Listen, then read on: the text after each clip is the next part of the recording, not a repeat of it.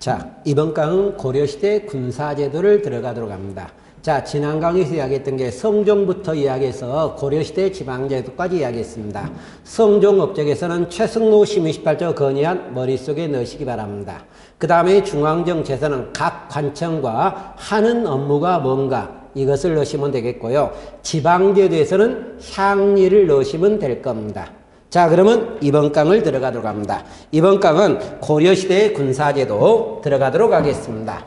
03번이라고 이야기를 하면서 고려시대 군사제도에 관한 내용이 등장합니다. 자, 그러면 우리나라 군사제도는 기본적으로 당나라 부병제를 모방하고 있습니다.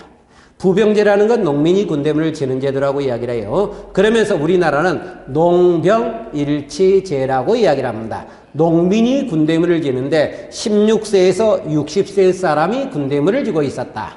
이렇게 등장하는데 우리나라 군사제도는 중앙군과 지방군에 있어서는 좀 차이점을 두게 됩니다.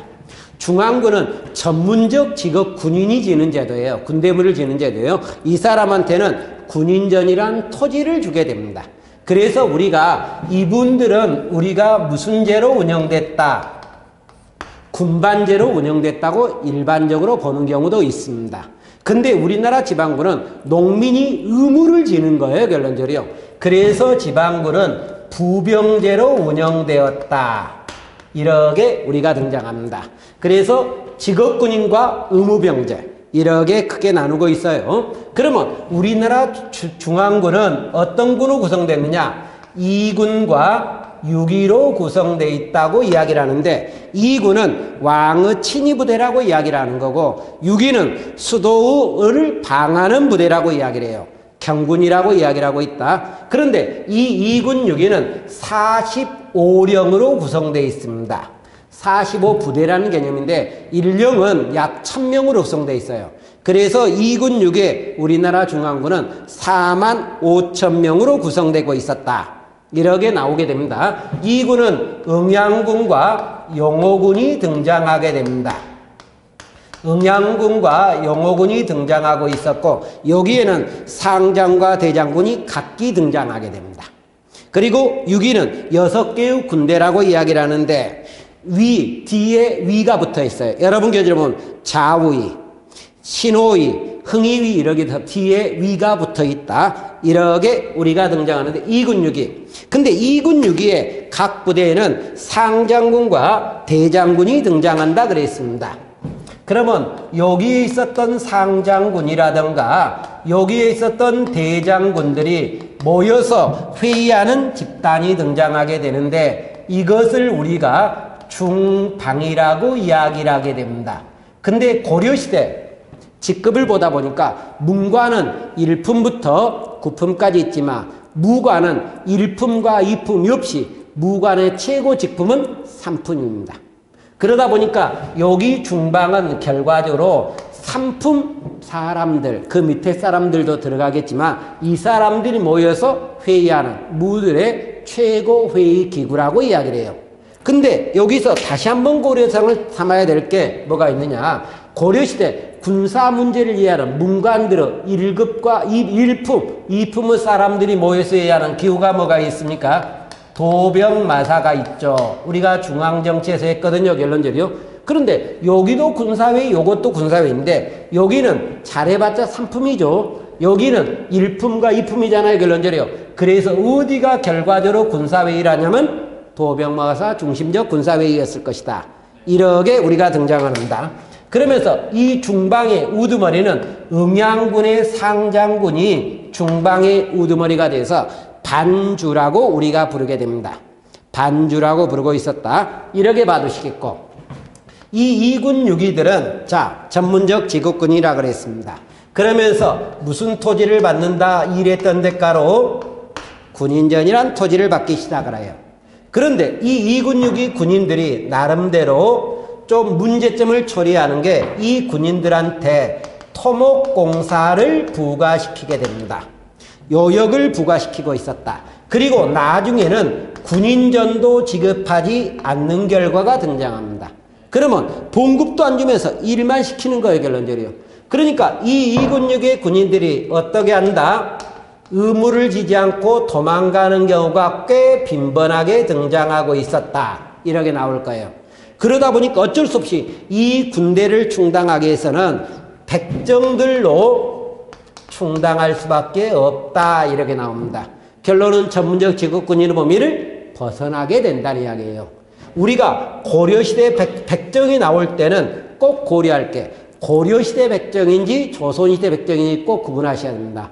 고려시대 백정은 농민이고요. 조선시대 백정은 천민을 우리가 일반적으로 도살업자라고 부른다. 그래서 좀 구분해 두시기 바랍니다. 이러면서 우리가 등장하고 있다. 이렇게 나오겠고. 그러면 지방군은 부병제로 운영된다 그랬는데 고려시대 지방제를 보다 보니까 5도와 양계로 구분되어 있습니다. 그러듯이 이 5도, 우리가 지방군을 간단히 5도의 군대를 뭐라고 하냐면 주영군이라고 이야기를 하고요. 양계 군대를 주진군이라고 이야기를 하게 됩니다. 자, 근데 주영군은 주와 현에 있는 군대, 주진군은 주와 진에 있는 군대라고 이야기를 합니다. 근데 주영군에는 군대를 다시 3개로 나눕니다. 정영군이 등장하고 있을 거고요. 보승군이 등장하겠고요. 그 다음에 노동부대, 향리가 통솔하는 부대에 일품군이 등장합니다. 근데 이 일품군은 5도에만 있어요. 양계는 존재하지 않는 군대라고 이야기를 합니다. 이러면서 우리가 나오겠고, 그 다음에 주진군, 여기에는 군대가 초군이라든가 좌군이라든가 우군으로 구분되기 시작을 합니다. 이 초군자군 우군을 통솔하는 것은 그 지역의 사람이었던 도령이 통솔하고 있었다.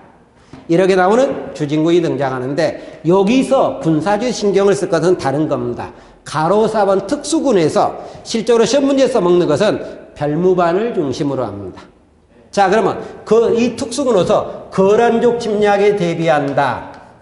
광군이라고 해도 되고 광군 사라게도 됩니다. 정종 때 만들어졌습니다. 고려 초기 때 만들어졌고요. 여진족 침략에 대비하는 군대 별무반이라고 이야기를 합니다.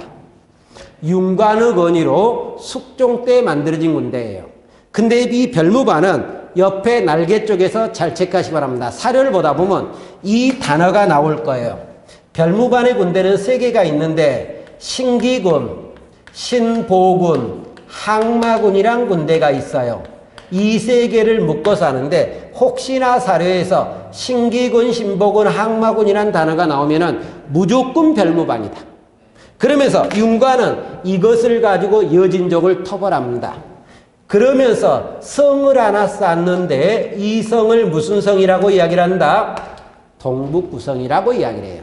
근데 1년 만에 반환시키지만 어쨌든 이것은 꽤나 중시된다. 자, 몽골족 침략에 대비하기 위해서 나왔던 군대를 우리가 삼별초라고 이야기를 합니다. 이 삼별초는 언제 때 만들어지냐면 최후 때 만들어져요. 근데 이 군대가 제일로 처음에 만들어진 것은 치안 유지 목적의 야별초가 있었어요. 그러다가 숫자가 늘어나니까 이것도 부대를 2개로 나눕니다. 좌별초와 우별초로 나누게 됩니다. 그러다가 몽고 침략의 전쟁 과정에 몽고에 잡혀갔던 사람이 돌아옵니다. 그 사람을 중심으로 해서 신의군을 하나 더 만들어요.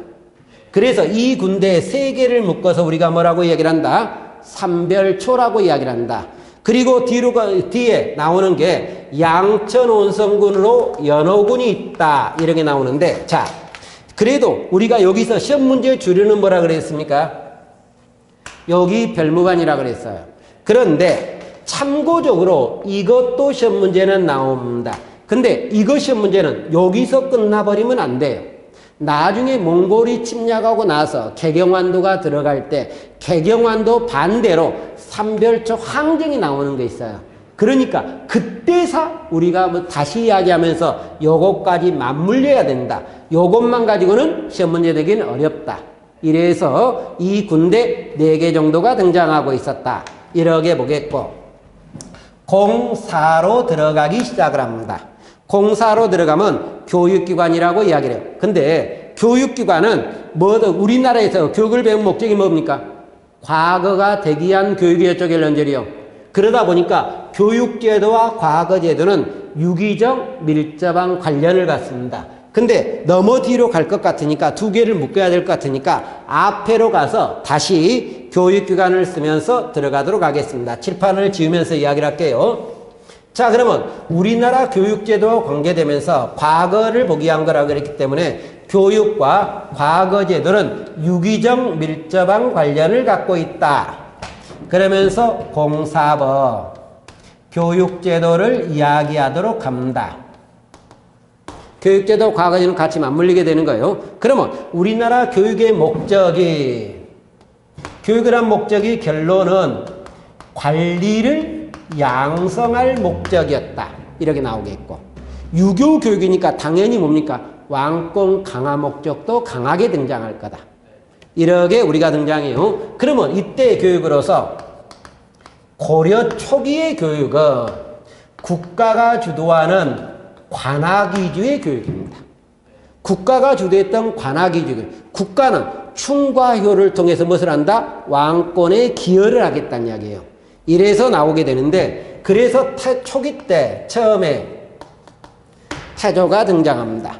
태조는 개경과 서경의 학교를 설립하기 시작을 합니다.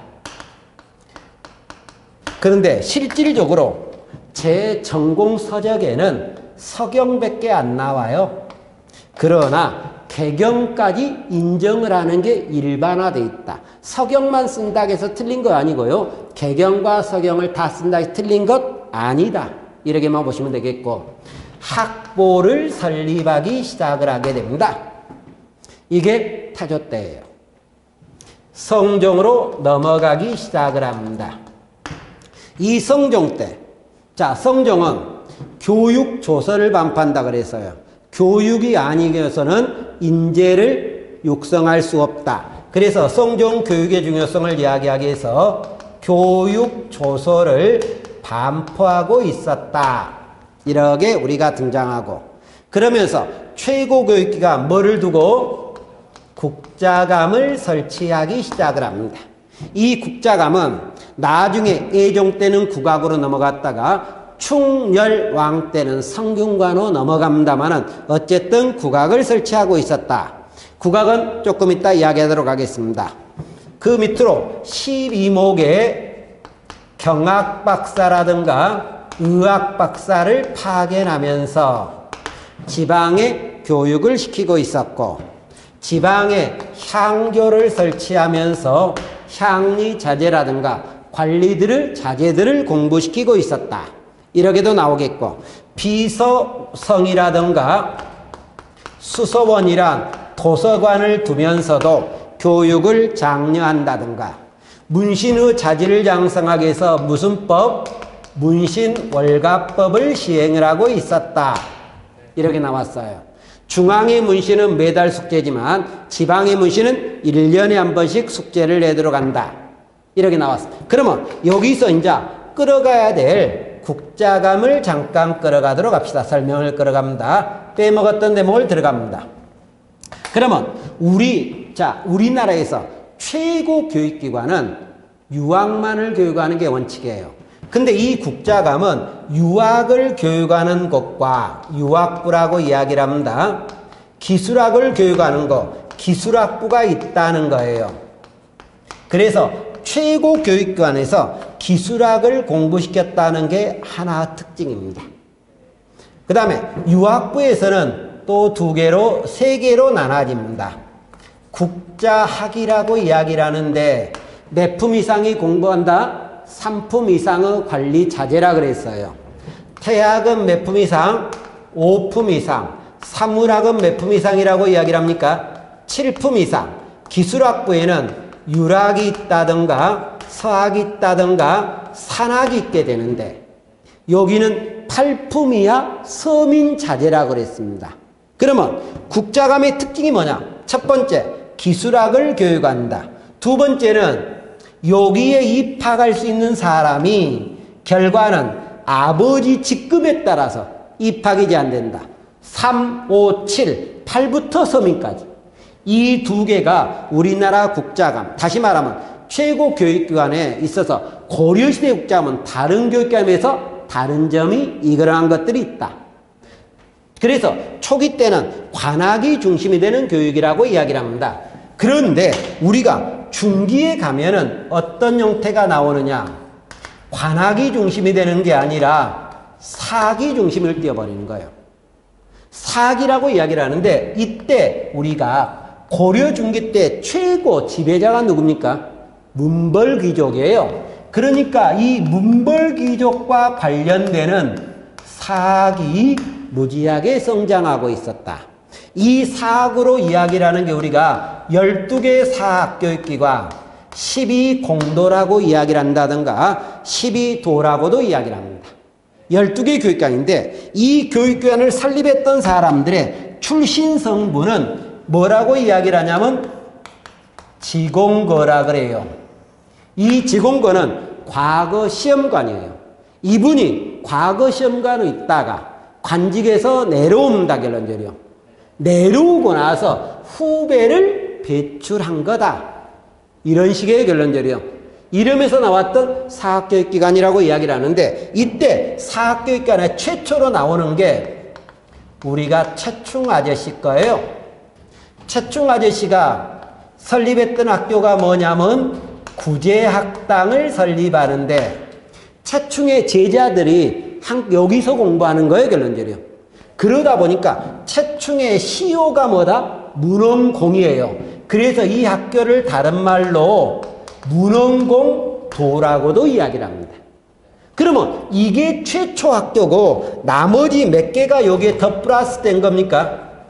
11개가 더 플러스예요. 그래서 12개 교육기관이라고 해서 12공도, 12도라고 이야기를 하는 거예요. 근데 이 사학교육기관이었던 12도, 12공도가 관학보다 합격자를 많이 배출하는 겁니다. 그러니까 귀족의 자제들은 어디 가서 공부한다? 관학보다는 사립에서 공부한 게 낫더란 이야기예요. 결론적으로. 사립이 융성하다 보니까 관학은 어떻게 됩니까? 쇠퇴하는 거죠. 결론적으로. 그래서 정부는 진짜 여러분이 꼭 보셔야 될 거 관학 장려책이 나오고 있었다. 이 관학 장려책이 정부가 관학 장려라고 있다. 잠깐 우리가 쉽게 말합시다. 서울에서 서울대 관리학교네요. 국가거네요. 연대고대 사립이라고 이야기를 하네요. 그러면 관학은 서울대, 사학은 연대고대네요. 결론적으로. 그러면 관학을 장려하기 위해서 정부는 어떻게 됐느냐? 등록금을 싸게 매겨준 거죠. 서울대, 연대고대 등록금은 차이가 나는 거예요. 결론적으로. 이러듯이 여기서도 관학을 장려하기 위해서 몇 가지 조치를 하고 있었다는 거예요. 그러면 여기서 여러분이 공부할 게 어떤 왕은 어떤 조치를 했고 어떤 왕은 어떤 조치를 했다. 이것을 머릿속에 넣으란 이야기예요. 그러면 이때 관학을 장려하기 위해서 조치로 나온 게 여러분 책에 숙종이 처음에 나옵니다. 숙종은 서적포를 설치해서 책을 많이 간행하고 있었다. 이렇게 나오겠고 애종이 그 다음에 나오네요. 애종 때는 국자감을 뭐로 바꾸고 국학으로 첫 번째 바꾸기 시작을 합니다. 그리고 칠제를 설립하는데 이 칠제는 사립학교의 영향을 받아서 7개의 전문 강좌를 설립하는 거예요. 6개는 문을 교육하는 거고 하나는 무를 교육하는 건데 무를 교육하는 것은 강해제라든가 무학제라고도 이야기를 하게 됩니다. 이렇게 나오겠고 양형고를 설립하기 시작을 하게 됩니다. 양형고를 설립하고 있었다. 이렇게 나오겠고 청형각, 보문각을 둔다고 이야기를 합니다. 청형각이나 보문각을 설치하게 되면서 나름대로 관학을 장려했던 애종. 인종이 그 뒤로 나오네요. 그러면 인종 때 가면은 경사육학을 설립하고 있었다. 이것이 기억에 있고 향교 교육을 더욱 강화했다. 향교를 더욱 강화했다. 이것이 인종입니다. 동그라미 니을에 갑니다. 충렬왕이에요. 자, 충렬왕은 어느 시대냐면 원나라 간섭계예요. 그러면 잠깐 봅시다. 다시. 자, 여기는 중기 때 있었던 관악장려체계예요. 그리고 여기는 원나라 간섭기니까 언제라고 봅니까? 고려 후기로 봐요. 그러면 중기 때 관악장려는 성공했다 못했다? 못했으니까 후기까지 나왔을 거란 이야기예요. 이러면서 우리가 등장하는데 이때 충렬왕 때 나왔던 조치로 서막전을 설립하기 시작을 하게 됩니다. 양형고 부시를 얘기를 해서 서막전을 설립하고 있다. 여기 국학을 이름을 바꾼다. 뭐로 바꾼다? 성균관으로 바꾼다. 이렇게 우리가 등장하게 됩니다. 그러면서 공자의 문묘도 설립하고 있었다. 공자 문묘 설립했고 마지막으로 공민왕까지 넘어갑니다. 이 공민왕 때는 이 성균관이 있는데 성균관에 좀 변화라는데 여기에서 무가 아니라 기술이죠. 기술 교육을 여기서 빼버립니다. 그러면 성균관 앞으로 잠깐 갑시다. 성균관의 이름이 향교였고 그전에는 뭐였는데요? 이쪽에 국자감이었습니다. 근데 국자감에서는 유학을 가르치고 기술학을 가르친다 그랬어요. 근데 공민왕 때는 기술학을 빼버려요. 그럼 무슨 교육만 남는다? 유학교육만 남는 거죠. 그래서 공민왕은 성균관을 중흥하면서 순수한 유교교육기관을 만들었다. 이 말이에요. 순수한 유교교육기관을 만들었다. 이 말이 공민왕. 그래서 기술학을 빼뜨렸다. 그러면 성균관은 어느 시대에 우리나라 제교육이냐? 조선의 교육이에요. 그래서 조선시대도 유학만을 교육한다. 이 말을 볼 수 있습니다. 이렇게 우리가 등장하겠고 그 다음에 가로사 기술교육입니다. 기술교육은 해당 관청에서 교육하지만 일부적인 면에서 교육하는 어디서 교육하기도 한다? 국자감에서 공부한 것도 있다. 어디? 유학, 서학, 산학은 국자감에서 공부시킨 적도 있다. 이렇게 나갑니다. 그러면 여기까지 했던 게 우리가 이야기했던 뭐다? 교육기관이라고 그랬어요. 그러면 05번에 가면 앞으로 가면서 잠깐 얘기입니다. 지우진 않을 거예요. 그때그때 필요하면 지울 겁니다. 05번에 가면 과거제도가 등장하네요. 제가 교육제도 이야기하면서 교육제도와 과거제도는 유기적 밀접한 관련을 갖는다 이 말을 할 수 있습니다. 왜 그런 형태가 나오느냐? 유교학을 공부하는 이유가 뭐가 되게 한 방법이었다? 관리가 되려는 목적이었다. 과거가 되는 거예요, 결론적으로. 그러면 이것을 공부한 게 이건 목적이니까 이러기 위해서는 여기로 가야 된다. 그래서 유기적 밀접한 관련을 갖는다. 이렇게 우리가 등장하게 되는데 그러면 이 과거제도는 우리나라에서 언제 처음으로 과거제도가 시작했다? 고려 광종 때. 누구가 건의한 겁니까? 쌍기가 건의한 거죠, 결론적으로. 유교 능력에 따라 관리를 선발하고 왕권을 강화할 목적이었죠, 결론적으로. 이러면서 쌍기가 건의 나왔다. 그런데 이 과거는 누구 이상이면 가능하느냐? 양인 이상이면 가능이라고 이야기를 합니다. 그러니까 농민은 양인 깁니까 아닙니까? 기잖아요, 결론적으로. 그래서 백정 농민은 과거를 볼 수 있어요. 일반적으로 우리나라 과거라고 할 때는 문과 과거를 기본으로 하게 됩니다. 그러나 실질적으로 우리나라 백정은 문과를 보기가 어려워요. 법으로는 가능하지만 그래서 무슨 과를 보느냐? 백정 농민은 잡과를 보는 게 원칙이에요. 그 이유가 국자감에서 기술학, 국자감에서 유학을 배울 수 있다 없다? 농민은 못 배운다.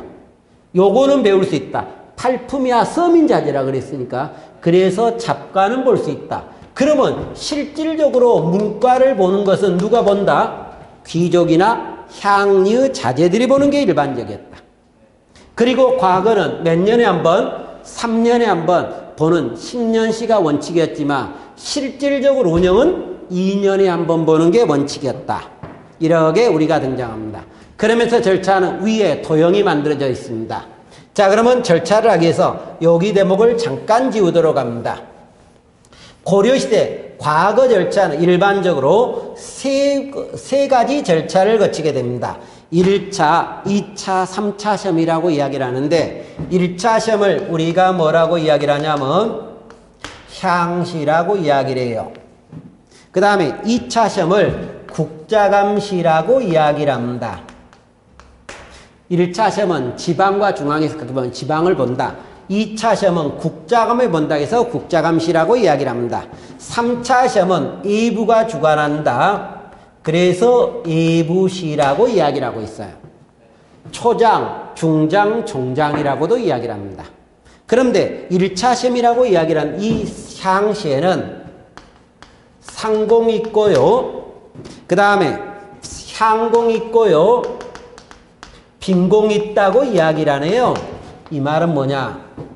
1차 시험에는 상공은 수도에서 보는 시험, 향공은 지방에서 보는 시험, 빈공은 외국인이 보는 시험. 여기에 합격한 사람이 국자감시 2차 시험을 보게 됩니다. 근데 이 합격자가 보는 게 당연하겠지만 그 윗사람도 본다. 어떤 사람 본다? 국자감 학생도 보기 시작을 합니다. 국자감생도 학생 또는 12공도, 12도의 학생도 볼 수 있습니다. 한 사람이 더 있는데 현직 관리도 볼 수 있습니다. 이게 2차 시험이에요. 근데 이 2차 시험에는 제술과와 명경과가 있다. 이렇게 나옵니다. 자, 잠깐. 이 제술과 명경과를 이야기하기 위해서 잠깐 여기를 조금 지우겠습니다. 고려시대 과거제도를 보면은 문과 과거 있는 거로 봅니다. 근데 고려는 무과 과거는 없는 거로 보는 게 일반적이에요. 있긴 있습니다만 없는 거 보는 게 인정이다. 그 다음에 잡과 과거가 있겠고 기술관 시험이고 승려들이 보는 승과 과거가 있어요. 근데 승과 과거는 설명을 합니다만은 법계를 주는 거지 관직 주는 것은 아니거든요. 그러니까 잠깐 보류하고 그러면 우리나라 문과, 고려시대 문과는 제술과가 있고 명경과가 있는데 제술과는 한문학을 보는 시험이에요. 명경과는 유교 경제를 보는 시험인데 국자감시에서 제술과와 명경과가 있는데 제술과를 좀 더 중시했다고 이야기를 합니다.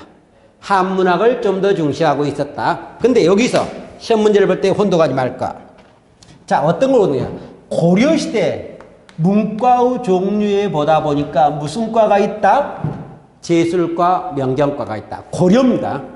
근데 조선에서 문과의 종류가 두 개로 나눠져요. 생원과가 있고 진사과가 있어요. 이것을 구분해 주시기 바랍니다. 시험 문제를 보다 보니까 우리가 어떤 시험 문제가 나오느냐. 제술과, 명경과는 어느 시대? 고려고요. 생원과, 진사과는 어느 시대? 조선이죠. 근데 생원과, 진사과를 고려로 써버리고 제술과, 명경과를 조선으로 써버리는 경우가 문제에서 자주 출제되다시피 해요. 그러니까 그것은 혼동하지 않기를 바란다는 이야기예요. 이렇게 등장하고 그러면 2차 시험에 합격한 사람들이 몇 차 시험을 보겠습니까? 3차 시험을 보겠죠? 그래서 여기에 합격한 사람이 현실적으로 고급관리로 올라갈 수 있다. 그러니까 몇 번 시험에 합격해야 된다? 3번. 그것을 3번 합격해서 고급관리로 올라간다는 의미에서 3장 연곤법이라고 이야기를 한다. 이렇게 나옵니다. 초장, 중장, 종장. 문과 절차를 일반적으로 이야기하는 거예요. 결론적으로. 이러면서 우리가 나오겠고. 과거의 종류. 자, 고려 과거는 문과 있다 없다? 있다. 무과는 있다 없다? 있긴 있지만 없는 거로 보는 게 일반적이라 그랬죠. 그 다음에 잡과 과거 있다 없다? 있다 그랬습니다. 잡과는 당연히 뭡니까? 기술관들이 받겠죠. 승과 과거 있긴 있지만 이것은 공무원이 되는 것은 아니라 그랬죠. 교종대로, 선정대로 시험 봐서 합격을 하면 법계를 지급한다. 잠깐 이렇게 보는 겁니다. 무슨 말이냐? 이게 백은하인데 우리가 잠깐 기독교에 신학대가 있죠. 그러면 신학대 졸업한 사람 예를 들어 시험을 봅니다. 합격을 해요. 기독교는 목사죠. 천주교는 신부죠. 그러면 그 시험에 합격한 사람한테 목사 자격증 준다 이 말이에요. 그러니까 목사는 공무원이 아니잖아요. 결론적으로 그 종교에서 위계질서란 이야기예요. 그 법계를 준다. 대덕이나 대선의 법계를 주고 있었다. 공무원이 되는 것은 아니었다. 이렇게 나옵니다. 그러면 이 과거제도 의가 나오는데 능력이 중시됩니까? 가문이 중시됩니까? 과거는 능력이죠. 그러나 고려 자체에서 과거가 출세에 도움이 됐느냐? 가문이 도움이 되냐? 그러면 가문이지만 지금 과거만 이야기하니까 능력 중시를 사회를 이야기하고 있다. 그리고 좌주와 문생의 관계라 그랬죠. 이 말은 무슨 말이에요? 잠깐. 조금 전에 사립학교를 세운 사람 출신 성분이 뭐라 그랬습니까? 지공거라 그랬죠. 이 지공거가 스승으로서 좌주예요. 그리고 여기에서 공부한 사람이 뭐라 간다? 문생이라 간다. 그러면 우리가 스승과 제자는 가족에서 보면 뭡니까? 아버지 아들이죠. 평생도록 간다. 근데 자, 이분 입장에서도 이분을 이용할 필요가 있겠지만 좀 야담식으로 이야기하면 이 사람도 이분하고 이렇다 뭔가 얻어먹을 게 있겠죠. 그러니까 가는 거예요. 그러니까 제자는 스승한테 예를 들어 명절날 예를 들어 사과 한 박스라도 가지고 간다고 합니다. 그 가져간 이유가 스승으로부터 뭔가 얻어먹을 게 있다. 자, 제가 이렇게 합시다. 과거에 합격해서 요즘으로 9급 공무원까지만 있다고 뭐 10급이 있습니다. 무시하고 9급 공무원으로 합격을 했습니다. 나 출세하고 싶어요. 근데 나는 아는 사람이 별로 없어요. 내 스승은 예전에 고급 공무원이었잖아요. 지금 고급 공무원 안다 모른다? 안다. 그러니까 내가 명절날 스승한테 사과 한 박스 갖고 간 것은 현재 고급 공무원과 연결하는데 도움을 줄 수도 있다는 거예요. 결론적으로. 그래서 그쪽으로 넘어가고 있는 거다. 이렇게 우리가 찾아볼 수 있다는 겁니다. 결론적으로. 그래서 자주와 문생의 관계는 평생도록 가고 있었다. 이렇게 나옵니다. 그 다음에 음서제도가 나오는데 잠깐. 자, 이쪽 뒤로 가서 입니다. 우리나라에 관리로 등용돼. 자, 관리가 되는 방법에 방금 전에 이야기했던 게 무슨 제도였습니까? 과거죠. 근데 고려보호에 있을 때는 과거보다는 무슨 제도가 더 관리에 출세가 되고 있다? 음서제도가 있습니다. 그러면 음서는 여기는 능력제지만 여기는 무슨 제입니까? 가문제죠. 고려시대 음서제도는 몇 품 이상? 5품 이상의 공무원들은 자식이나 손자도 되는 거예요. 자식들은 과거를 보지 않고도 한 명이 안에서는 시험을 보지 않고 공무원이 될 수 있다. 이게 우리가 말했던 음서제도라고 이야기를 합니다. 근데 일반적으로 음서제도는 몇 살 이상을 등용하는 게 원칙이었다. 18세 이상을 등용하는 원칙이었지만 현실적으로 운영된 것은 몇 살이었다? 15살이었다는 거예요. 그리고 어떤 경우는 10살 정도 되는 사람도 임명되는 경우가 꽤 있었다. 그러면 요것보다는 이게 더 중시됐다는 이야기는 고려는 가문제 사회죠. 문벌귀족 사회라는 걸 보여주는 근거였다. 이렇게 나오겠고 또 하나 방법으로 나오는 게 청거 방법이 있습니다. 청거 방법은 추천하는 방법이에요. 결론적으로 제야 현명한 유생들의 추천을 받아서 왕의 명예에서 임명되는 방법인데 성종 때 처음으로 임명되는 경우가 있었다. 저 그때부터 시작했다. 하나 더 나오는 게 성중애마라는 것도 등장하고 있다. 이 성중애마는 성중과 애마를 이야기하고 있는 건데 성중이라는 것은 국왕을 보필하는 겁니다. 가까이서 보필하는 거다. 그러면 왕을 가까이서 보필한다는 이야기는 권력 있다 없다 있을 수도 있겠고 출세하는 데 꽤나 도움이 된다. 그리고 애마는 왕을 수기한다. 자, 이러면서 왕과 관련되는 게 성중애마라고 이야기를 하고 있다. 이렇게 우리가 찾아보기 시작을 하게 됩니다. 자, 이러면 여기까지 해놓고 우리가 교육제도, 과거제도는 밀접한 관계다. 그러면 고려시대도 교육과 과거제도는 밀접한 관련을 가졌습니다. 근데 조선시대도 교육과 과거는 밀접한 관련을 갖기 시작을 합니다. 그래서 조선이나 고려는 같이 연결해서 보실 수 있기를 바랍니다. 그러면 뒤로 가면은 나오는 게 이제 뭐가 나오느냐? 문벌 귀족 사회가 등장하게 됩니다. 앞을 가서 이야기를 하면서 설명을 하도록 합니다. 자, 문벌 귀족 사회라고 하면서 01번에 문벌 귀족에 관한 내용이 나오게 되네요. 결론적으로. 자, 그러면 이제 문벌 귀족이라고 이야기를 합니다. 01 고려시대를 우리가 문벌 귀족 사회라고 이야기를 하게 되는데, 자, 문벌 귀족 사회입니다. 그러면 이 문벌 귀족 사회는 언제 형성이 되느냐 이렇게 나왔네요. 처음에. 그러면 여러분 책에 성종 이후 중앙집권 국가체제가 확립됨에 따라 이렇게 나왔습니다. 자, 중앙집권 국가체제가 확립됨에 따라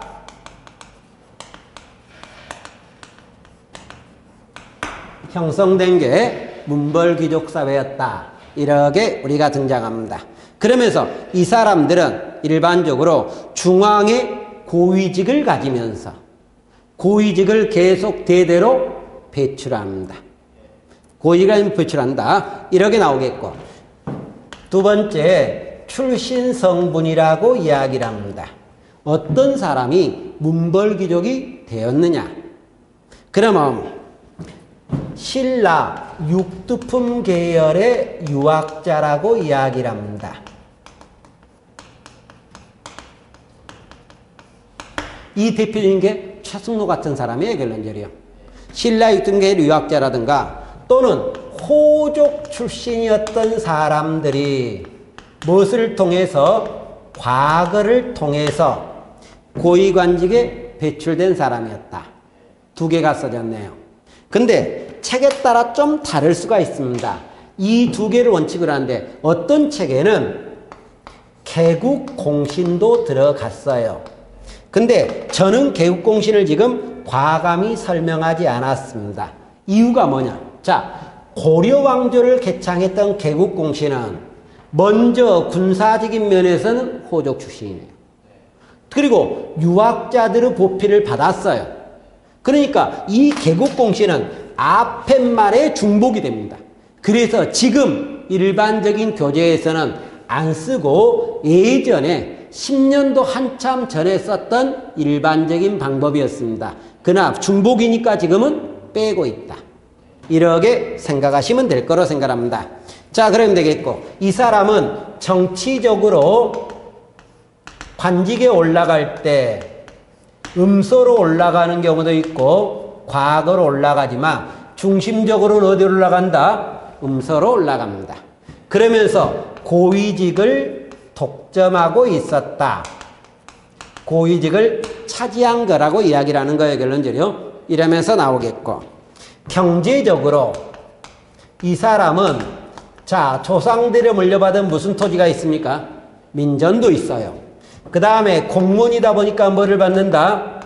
전시과를 받고, 5품 이상, 원래 문벌기도 5품 이상은 공무원이에요. 그럼 5품 이상 공무원한테 준 토지는 뭐가 있다? 공음전도 있습니다. 또는 농민의 토지를 어떻게 합니까? 수탈하기도 하겠죠. 또는 고리대오로 뺏기도 하겠죠. 그러면서 많은 토지를 갖는 농장을 소유하면서 돈이 많으니까 먹고 살기도 윤택하게 사는 것은 당연할 겁니다. 이러면서 경제적이다. 근데 여기서 잠깐 고려시대를 우리가 문벌 귀족 사회라 할 때 근거가 뭡니까? 이러면 단순하게 음서제도와 여기 공음전을 문벌 귀족 사회의 근거로 본다. 정치적 기득권, 경제적 기득권. 사회적입니다. 그러면 이분들은 사회적으로 왕실과 결혼하는 게 기본이에요. 그런데 왕실은 한 집안이고 귀족 집안은 많다는 이야기가 결론적이요. 그러다 보니까 타 귀족 집안과 결혼하기도 하고 있었다. 그러면서 자기 기득권을 유지하기 시작을 합니다. 귀족이 일반 평민들과 결혼하지는 않을 거란 이야기가 결론적이요. 지금으로 이야기하면 삼성 이건희 집안에서 일반 평민 집안과 결혼하지 않아요. 결론적이요. 이러한 것도 우리가 추정할 수 있다. 이렇게 나오겠고, 문화적으로 이 사람은 유학을 공부하는데 이 당시 유학은 훈고학입니다. 그리고 불교도 꽤나 신봉을 해요. 이분들의 불교는 교정계통입니다. 그러면서 이분은 중국에 대해서 사대적이고 가진 자기 때문에 개혁이다 보수다, 보수적 성향을 강하게 띠고 있다. 그러면서 대표적인 가문이 등장하는데, 잠깐, 문벌귀족 가문은 제 전공으로 하면 8개가 나옵니다.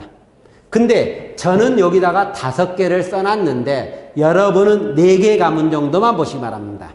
일반적으로 이 4개 가문은 우리 교재에 가면은 자주 나오는 사람 중에 하나는 다른 파트에서 꼭꼭 나오는 사람입니다.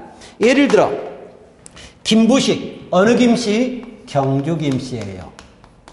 이게 문벌귀족 가문이에요. 이자겸, 어느 이씨?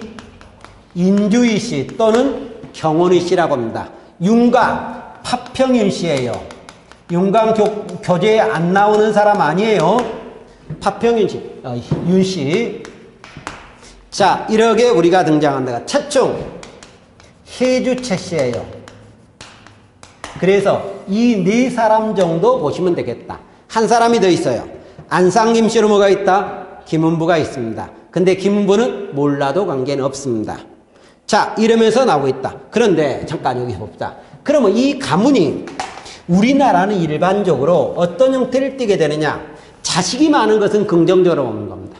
그러면 처음에야 이 가문들 있지만 뒤로 가문 갈수록 가문 숫자도 늘어나겠지만 무시하고 이 김혜김씨 숫자가 예를 들어 100명에서 120, 130, 140 이렇게 늘어날 거란 이야기예요. 결론적이요.